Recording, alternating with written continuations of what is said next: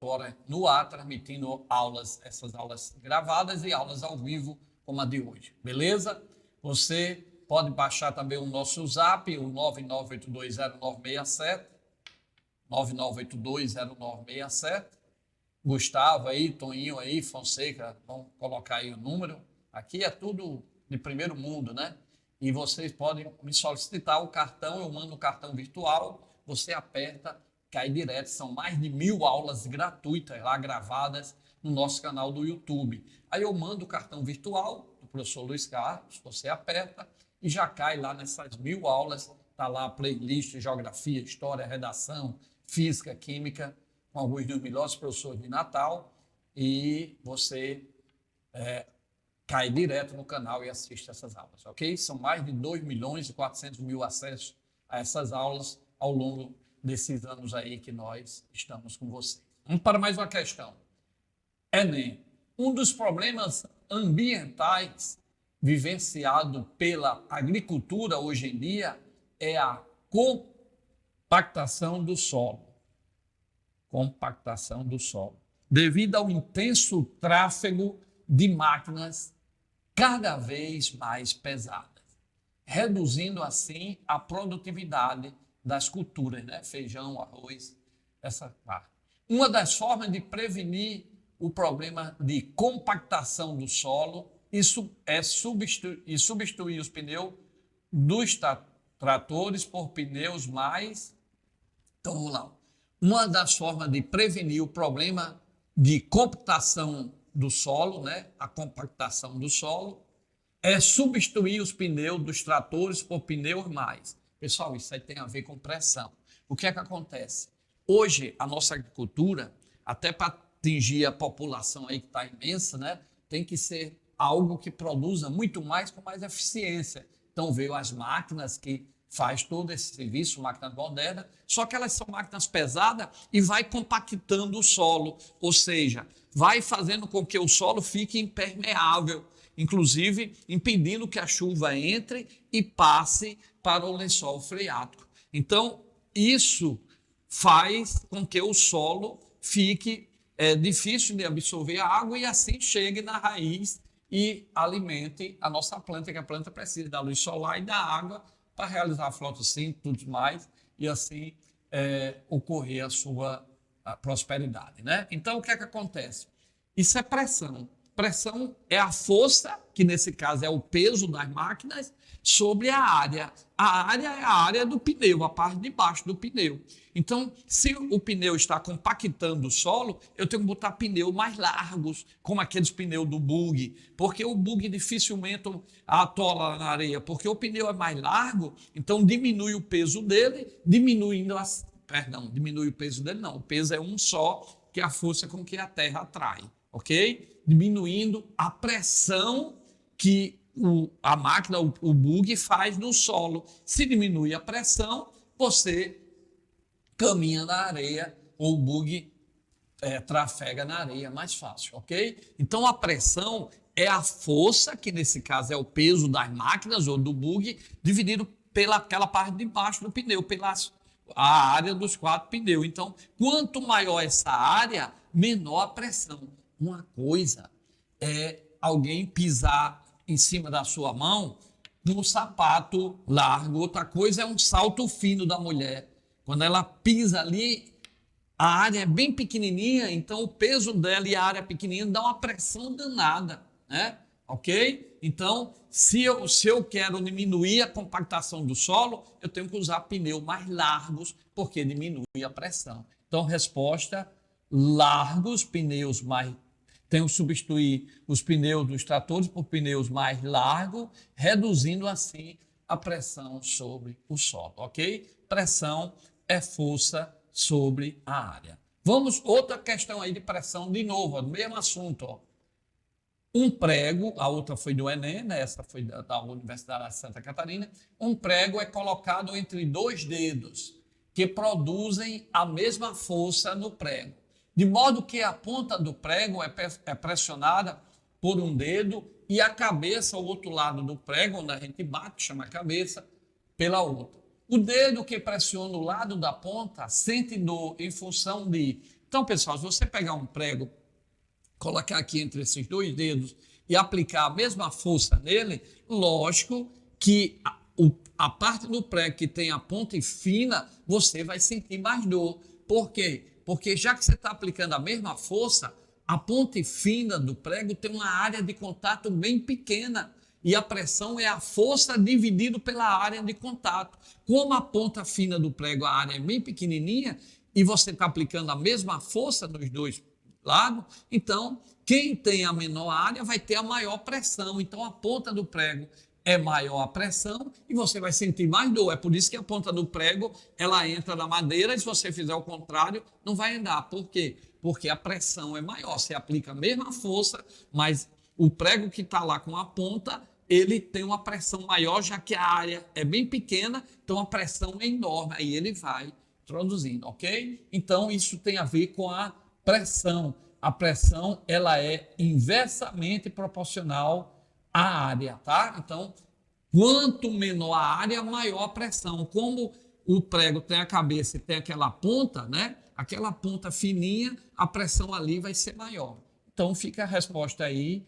O dedo vai sentir uma dor maior, porque a área é menor, onde está lá a pontinha, e aí a pressão vai ser maior, ok? Então, menor área, maior pressão. É o contrário do bug. O bug tem uma área maior, o pneu, para a pressão ser menor e ele não afundar. Beleza? Então, no caso do prego, você quer que entre na madeira, ele tem que ter uma área bem pequenininha para você fazer uma força nessa área pequenininha, aumentar a pressão e o prego entrar. Ok? Então, pressão e a área de contato são inversamente proporcional. Quanto menor a área, maior a pressão. Por isso, você aplica a mesma força e o prego entra mais fácil. Você bater o prego virado com a cabeça na madeira, você vai aplicar a mesma força e ele não vai entrar. Isso tem a ver com a pressão.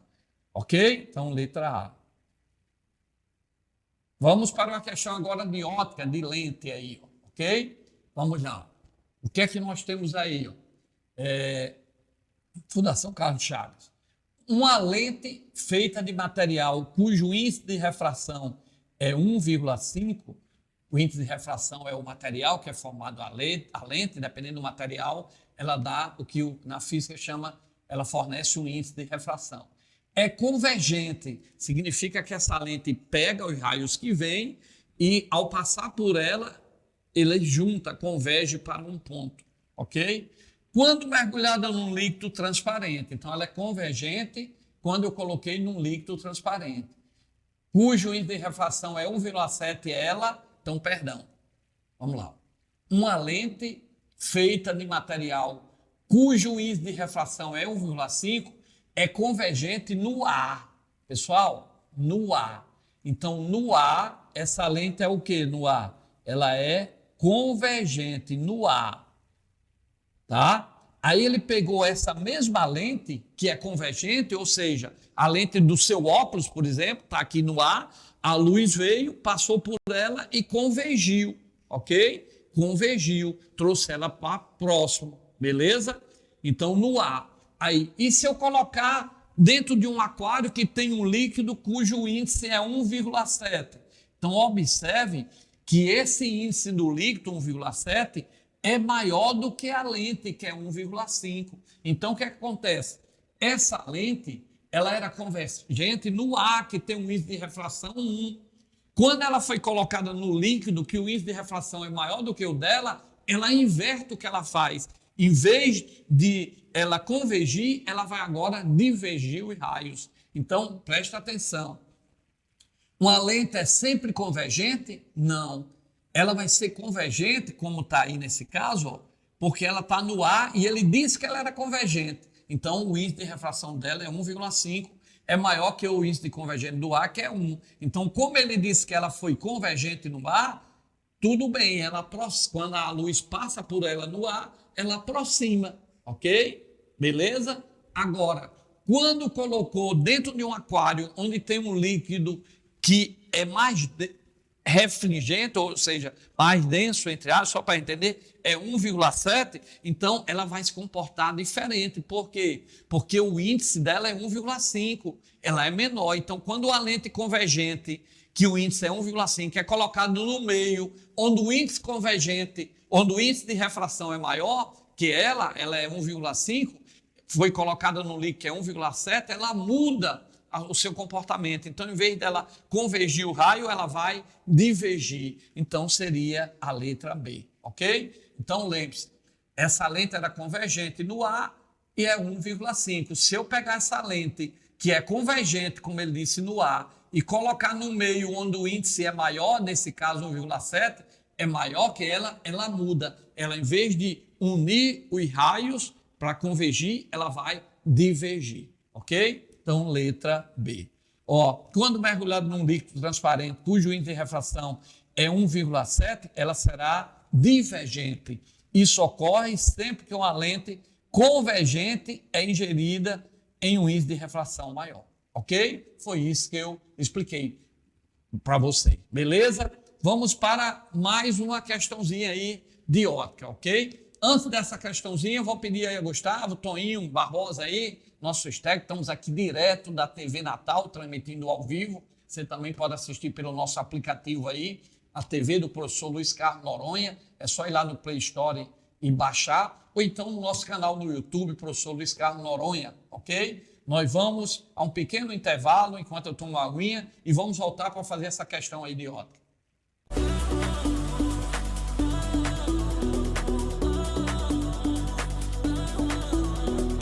Fechando o consórcio da Nacional Veículos, o cliente começa pagando apenas 50% do valor das parcelas até a contemplação. Grupo promocional com até 60 contemplações mensais, valor mensal R$ 792. Últimas vagas, garanta logo o seu.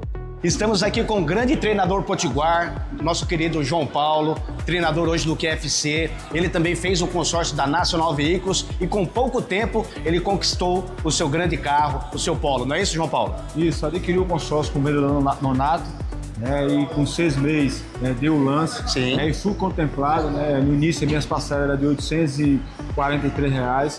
E comecei com o Nonato, reduzi um pouco a parcela, ficou 461 e graças a Deus hoje estou com o meu carro. E agora, nesse momento, a gente vai chamar o Nonato do consórcio da Nacional Veículos, que vai entregar um presente ao nosso querido João Paulo. Nonato, seja bem-vindo. Tudo bem? Tudo bem? Legal. Obrigado, meu amigo. Parabéns pela aquisição.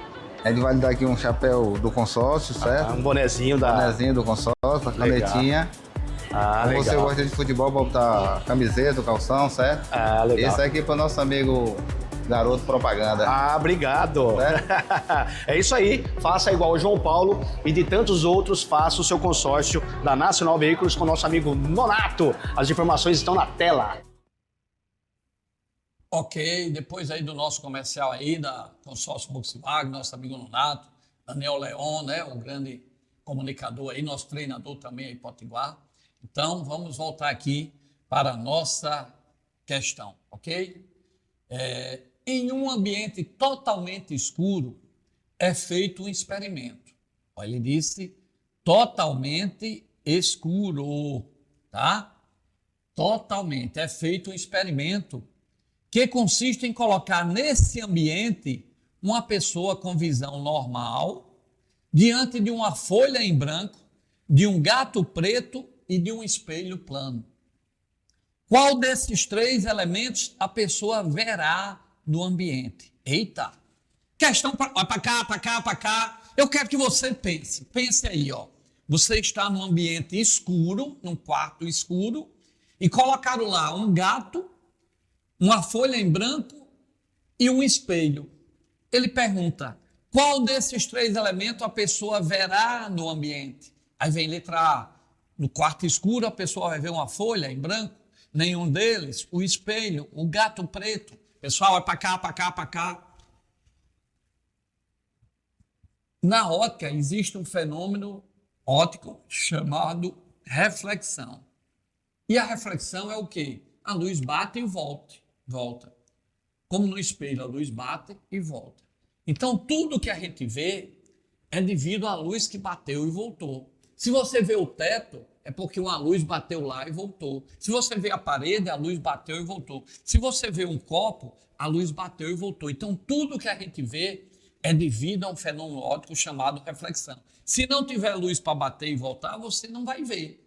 No escuro, você sai batendo e não vê nada, ok? Então, E o nome da reflexão, no espelho chama reflexão regular, no dia a dia, na parede, em qualquer copo, já chama reflexão difusa.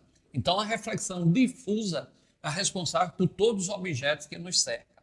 Então, se você está no quarto escuro, você não vai ver nenhum deles, porque não tem luz para bater nem voltar. O gato, eu vejo os olhos do gato, ele tem 2 lanternas lá, ligou as lanternas para você ver, não tem luz para bater no olho e voltar, você não vê nada, ok? Então, lembre-se disso. Todo objeto que nos cerca, a gente vê se tiver luz para bater e voltar, ok? A gente só vê o sol, porque o sol tem luz própria, mas o gato, a folha em branco e o espelho não tem luz própria. A gente vê o espelho que a luz bate e volta e vê a nossa imagem, ok? Então não vamos ver nenhum deles num quarto escuro, letra B, porque não tem luz para bater nesses objetos e voltar. E lembre também uma coisa, porque a cadeira é azul, porque a luz do sol bate nela e só volta para você o azul, a luz azul, o resto ela absorve. Por isso que eu vejo a luz azul, a cor de um corpo é a cor que ele reflete, ok? Então, a bandeira do Brasil, já foi questão do Enem, se eu botar num quarto que só tem luz azul, só vai refletir a parte azul. A parte verde da bandeira, o amarelo, vai ficar preto. Aquela faixa branca vai ficar azul, porque só tem luz azul, então ela só vai refletir o azul, o branco é a cor que reflete, só tem azul, só vai refletir o azul, vai ficar azul. A parte azul fica azul, que tem o azul para refletir. Já verde e amarelo não tem verde ou amarelo para refletir. A bandeira do Brasil, iluminada num quarto escuro, num quarto só com a luz azul, o verde e o amarelo vai ficar escuro, porque lá não tem verde e amarelo. Lembre-se que a luz do sol traz todas as cores, é o que acontece no arco-íris. A luz do sol entra numa gota d'água e separa ali, e você vê que realmente a luz do sol é formada por todas essas cores.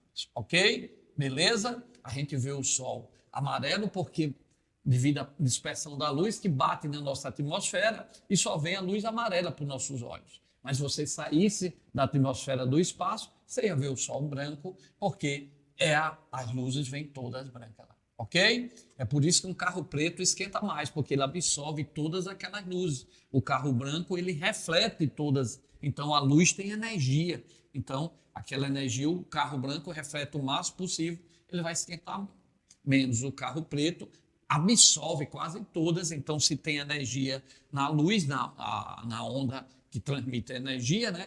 Então, vai esquentar mais. Beleza? Lógico, num canto frio, o preto vai esfriar mais, o branco vai esfriar menos, porque vai refletir. Então, lá sempre o preto absorve mais, esquenta mais e esfria mais. Bom, aí tem outra questãozinha aí, ó. Dentre as alternativas abaixo, quais são delas... Dentre as alternativas abaixo, quais são delas os princípios estudados na ótica? Apareceu aqui um errinho, mas tudo bem, foi culpa minha. Então, vamos lá.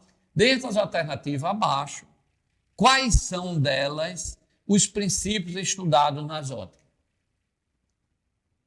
Primeiro, princípio da propagação retilínea. É estudado na ótica? É. Pessoal, só relembrando, na ótica nós temos 3 princípios. Propagação retilínea, reversibilidade e independência dos raios. Então, está aqui, ó. Primeiro princípio, propagação retilínea, a independência dos raios e reversibilidade. Esses são os 3 princípios da ótica, tá certo? Princípio da constância da velocidade da luz. A luz, no vácuo, ela tem a mesma velocidade, 3 vezes 10 à oitava metros por segundo. Mas não é um princípio da ótica, tá? A constância da velocidade da luz, você pode até falar em física moderna, que foi um dos postulados de Albert Einstein, que foi até meu aluno também, Newton, a turma toda. Ok? Então, turma, ele quer os princípios retilíneo, independência e reversibilidade. Como é que eu sei que a luz se propaga em linha reta? Como é que isso pode ser cobrado no Enem em algum fenômeno que explica a propagação retilínea? É importante isso, tá? Então, cai muito no Enem. A eclipse, por exemplo, a eclipse solar. Eu estou aqui à Terra e eu deixo de ver o Sol. É porque alguma coisa entrou entre a Terra e o Sol. Vai ser o que entrou no meio? O posto Ipiranga? Não, né? Então, quem vai entrar ali no meio, impedindo que a luz do Sol chegue, é a Lua. Então, a eclipse solar é a Lua que fica entre o Sol e a Terra e não deixa a luz do Sol chegar na Terra, porque é linha reta. Se ela fizesse curva, continuava iluminando a Terra.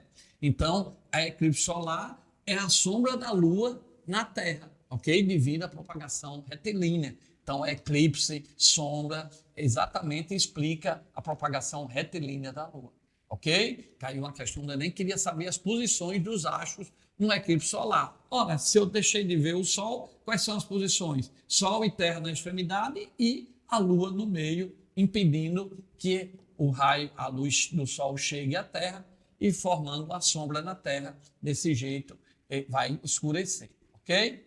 A independência do raio luminoso é naquele show que tem um dançarino ou dançarina, a luz está para o dançarino, a luz está para o outro, a luz se cruza lá em cima e são independentes, continua iluminando os dançarinos, você nem percebe, tá? Então isso é independência. O raio de luz, um passa pelo outro e continua normalmente, lembre-se disso. E a reversibilidade, se você olha para o espelho e vê uma pessoa B, se a pessoa B olha para o espelho, vai ver. Se você vê o olho da pessoa B, a pessoa B olhando para o espelho vai ver seus olhos. Isso é a reversibilidade. Então, 1, 3 e 4, ok? Outra questão. Pessoal, lembrando que nós estamos aqui ao vivo na TV Natal. Eu sou o professor Luiz Carlos Noronha. Todo ano a gente dá essas revisões ao longo de décadas. Essa revisão de física, eu também dou revisão de química. Nós vamos ter também aí, vai aparecer. E vocês podem assistir também pelo nosso aplicativo, professor Luiz Carlos Noronha. Vai lá no Play Store, professor Luiz com S, né? Gustavo aí, Toninho Barbosa vai colocar depois aí, quando essa aula vai ficar gravada, vai aparecer no nosso canal YouTube. Mas você pode assistir ao vivo pela TV Natal, TV a cabo, ou pelo nosso aplicativo TV, Web TV do professor Luiz Carlos Noronha, que é 24 horas no ar, passando aula, ok? Bom, pessoal, ele diz o seguinte: qual das alternativas abaixo não é um fenômeno óptico? Não é um fenômeno, ok? Qual das alternativas abaixo não é um fenômeno óptico? Pessoal, eu falei que a óptica tem 3 princípios: independência do raio de luz, eclipse, reversibilidade e independência é retilínea, a gente explicou há pouco tempo. A eclipse é explicado pela propagação retilínea, independência do raio de luz é um raio passando pelo outro, como eu expliquei há pouco tempo, é só voltar aí o vídeo, tá? E a reversibilidade. Agora, fenômeno óptico existe a reflexão, que a luz bate e volta para o mesmo meio, é como no espelho que bate e volta para o mesmo meio, que a gente está aqui, o ar. A refração, que a luz passa de um meio para o outro. E a dispersão é, por exemplo, quando a luz do Sol entra numa gotícula de água e, por ser um meio diferente, cada cor ali se propaga com uma velocidade diferente e separa a cor, formando o arco-íris. Isso é a dispersão. E a polarização? A luz se propaga em todos os sentidos. Então, você pega um óculos polarizado e o que é que vai acontecer? Esse óculos polarizado, a luz vem em todos os sentidos e ele só deixa passar numa direção. Então, impede que chegue muita luz na sua retina, no seu óculos, né? A retina, a parte de trás do olho, que forma a imagem. Quando você usa um óculos polarizado, ele só deixa a luz passar num sentido. Isso é polarização, tá certo?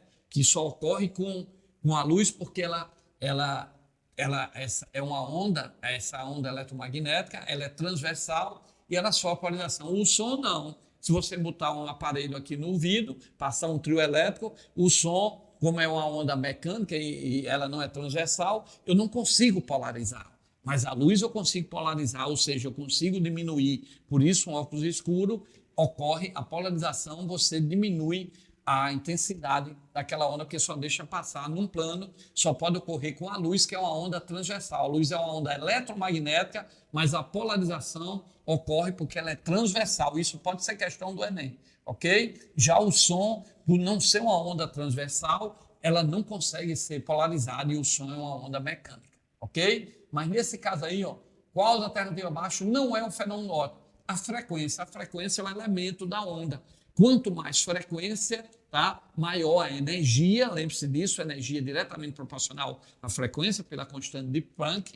E Quanto maior a frequência, maior a energia. É por isso que as ondas ultravioleta têm energia maior do que a onda infravermelho, porque a ultravioleta tem uma frequência maior, tem mais energia, ok? A energia depende da frequência. Então, frequência é um elemento da onda, não é um fenômeno óptico. Fenômeno óptico, desses aí, nós temos reflexão, refração. Reflexão ocorre no espelho, refração na lente, né? A luz passa pelo óculos, entra no óculos, passa de um meio para outro, depois sai, ok? E como nós explicamos aí para vocês. Então, resposta não é fenômeno óptico, a frequência. Vamos para mais uma questão. Um objeto é posto entre dois espelhos planos que, encostados por suas bordas, produzem 5 imagens idênticas. Então, dessa forma, a medida do ângulo entre os espelhos é... Pessoal, isso usa muito em cinema.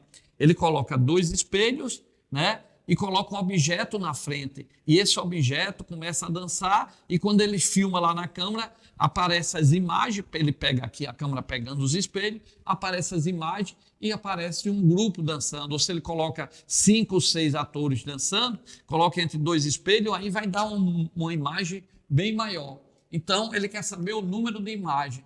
Para isso, ó, eu preciso de uma fórmula. Olha a fórmula aí. O número de imagem entre 2 espelhos, é importante você memorizar essa fórmula, é 360 dividido pelo ângulo menos 1. Ele disse que tinha quantas imagens? 5. Se tinha 5 imagens, eu vou substituir na fórmula N por quanto? Por 5. Então, onde tiver N, na fórmula, essa é a fórmula para saber o número de imagens formado por 2 espelhos, ok? Então, você vai dividir N, ele disse que tinha 5 imagens, no lugar de N vai botar 5, 360 dividido pelo ângulo menos 1. Eu estou querendo achar o ângulo. Se aqui tem menos 1, vai para o outro lado o quê? Mais 1. 5 mais 1 dá 6. O ângulo está dividindo, passa multiplicando 6 vezes o ângulo que subiu aqui, ó. 6 vezes o ângulo que eu chamei de θ. Aí o 6 passa dividindo, R$360 dividido para 6 pessoas, dá 60 para cada. Então, essa fórmula aí é importante.